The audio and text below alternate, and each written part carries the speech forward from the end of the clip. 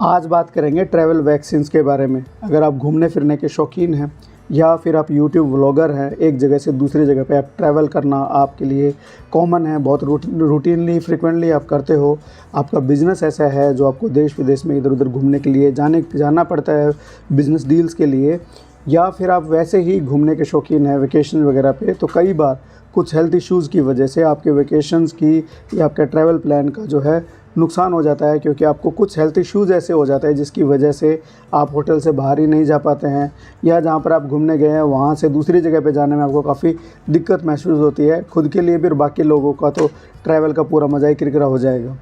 ज़्यादातर जो problems travel के दौरान होती है, ज़्यादातर प्रॉब्लम्स आसानी से मैनेज की जा सकती है with the help of travel vaccines. Travel vaccines कोई नई अलग तरह की वैक्सीन नहीं है, ये वही वैक्सीन होती है जो आमतौर पर लगती है। इनको ट्रैवल वैक्सीन इसलिए बोला जाता है क्योंकि इन जनरल सबको ये वैक्सीन नहीं लगाई जाती है, ज़्यादातर बच्चों तक ही सीमित रहती है वैक्सीन, या फिर कुछ हाई रिस्क ग्रुप्स हैं जिनके अंदर इन वैक्सीन को लगाने की ज़रूरत पड़ती है क्योंकि उनका इन बीमारियों से एक्सपोजर ज़्यादा होता है, या फिर किसी के अंदर इम्यूनिटी का इशू है तो उनके अंदर ये वैक्सीन लगवाने की ज़रूरत पड़ सकती है। अदरवाइज़ ये वैक्सीन आमतौर पर नहीं लगाते हैं, बच्चों तक ही ज़्यादातर ये वैक्सीन सीमित रहती है। ट्रैवल वाले के लिए क्योंकि इसलिए स्पेसिफिकली है क्योंकि ये प्रॉब्लम जो होती है ट्रैवल के दौरान काफ़ी लोगों में फेस करनी पड़ती है। ज़्यादातर प्रॉब्लम जो ट्रैवल के दौरान होती है इन वैक्सीन से डील की जा सकती है। होगा क्या कि और फ़ायदे के इसमें एक बड़ी फ़ायदे की बात यह है कि एक बार वैक्सीन लगवाने के बाद में, कोर्स पूरा करने के बाद में लंबे समय तक आपको दोबारा वैक्सीन लगवाने की ज़रूरत नहीं पड़ेगी। एक दो वैक्सीन तो ऐसी भी हैं जिसमें आपको लाइफ लॉन्ग शायद हो सकता है दोबारा वैक्सीन लगवाने की ज़रूरत ही ना पड़े, आपको फुल प्रोटेक्शन उससे मिलेगी। तो आइए बात करते हैं ये कौन कौन सी वैक्सीन हैं।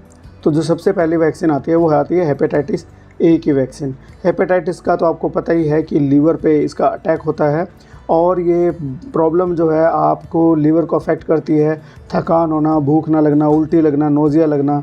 आप खुद सोचिए ट्रैवल कर रहे हैं, जब ये प्रॉब्लम फेस कर रहे होंगे तो ट्रैवल किस बात का और रह जाएगा, ट्रैवल तो कर ही नहीं पाएंगे।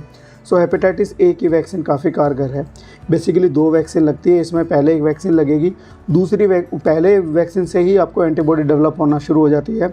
दूसरी वैक्सीन लगेगी कुछ 6 महीने से 12 महीने के बीच में, दूसरी इसकी जो डोज़ लगती है। उसके बाद में ये वैक्सीन आपको ना बहुत लंबे समय तक जो है प्रोटेक्शन देगी।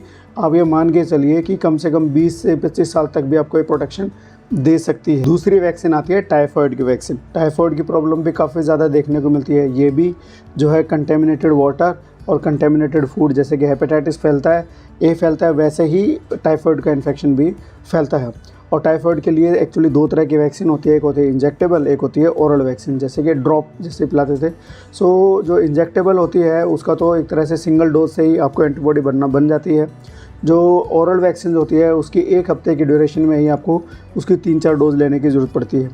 जो ओरल जो वैक्सीन होती है वो आपको 4 से 5 साल तक की प्रोटेक्शन देगी, और इंजेक्टेबल है वो आपको 2 साल तक की प्रोटेक्शन देगी। आपको दोबारा जाके उसको वैक्सीन को लगवाने की ज़रूरत पड़ सकती है। तीसरी वैक्सीन होती है येलो फीवर की वैक्सीन।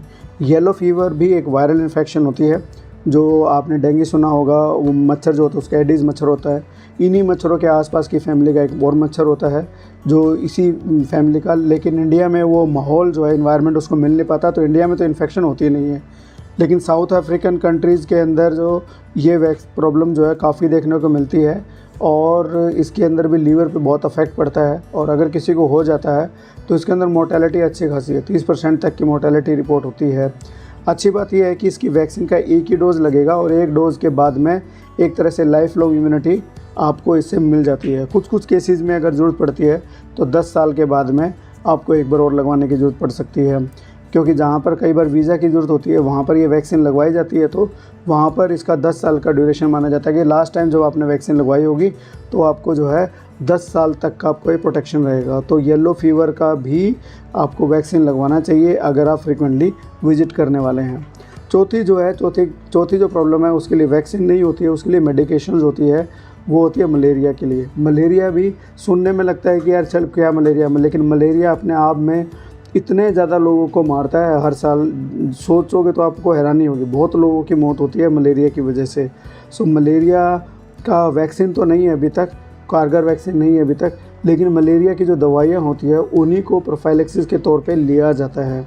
तो जब भी आपका ट्रैवल का प्लान होता है तो महीने पहले इन वैक्सीन के बारे में या इस मलेरिया की दवाइयों के बारे में आपको प्लान करना चाहिए। इनके अलावा रेबीज़ का वैक्सीन भी प्री एक्सपोजर प्रोफाइलैक्सिस लगाया जाता है। जिनको गुफाओं में, जंगलों में जाने का एक्सपोजर है तो उनके लिए रेबीज़ का वैक्सीन लगाना चाहिए।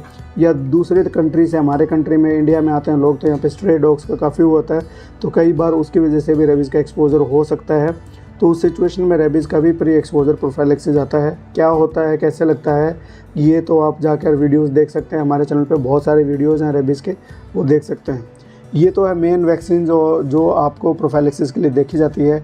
इसके अलावा कुछ और भी वैक्सीन है जो आम तौर पे रेकमेंड नहीं करी जाती है ट्रैवल के लिए, लेकिन कई जगह पे इनको लिया जाता है। जैसे कॉलरा का वैक्सीन है, मेनिंगोकोकल वैक्सीन हैं, ये जैपनीज एनकेफेलाइटिस है, इन सब के लिए भी वैक्सीन आती है। बट ये 4-5 जो 3-4 इन्फेक्शन मैंने वैक्सीन बताई है, ये काफ़ी ज़रूरी वैक्सीन है जो बहुत फ्रिक्वेंटली ट्रैवल करते हैं। तो और दूसरी बात है कि जहाँ पर भी ट्रैवल करते हैं वहाँ के हिसाब से भी आप प्लान बना सकते हैं। तो अगर बेटर है कि अगर आप फ्रिक्वेंट विजिटर्स हैं जो प्लान करते हैं तो आप प्लान करके ही जाते होंगे, तो महीना 1.5 महीना पहले प्लान करेंगे उस जगह के बारे में, अकॉर्डिंगली आप वैक्सीन लगवा सकते हैं। बाकी ये 3-4 वैक्सीन लगवाने के बाद तो आपको लंबे ड्यूरेशन से तो वैसे ही प्रोटेक्शन मिलेगी। तो मैं उम्मीद करता हूँ कि आपको ये वीडियो पसंद आया होगा। पसंद आया होगा तो लाइक करो, शेयर करो, सब्सक्राइब करो।